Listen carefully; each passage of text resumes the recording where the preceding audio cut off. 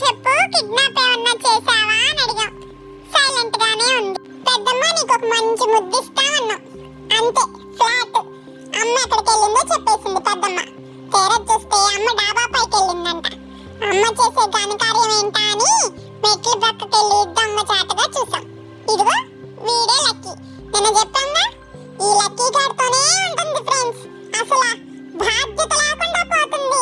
Lucky ఇదిగో, lucky అదిగో, lucky lucky lucky అని నామస్మరణే సరిపోతుంది ఫ్రెండ్స్. ఏముందా వీడిలో నారా తీగా? ఒక నిజం తెలిసింది. ఏంటనుకుంటున్నారా? అదే వీడి అందం. వీడి అందానికి అమ్మ ఫ్లాట్ అయిపోయిందంట. మేము కూడా ఫ్లాట్ అయిపోయాం అనుకోండి, అది వేరే విషయం.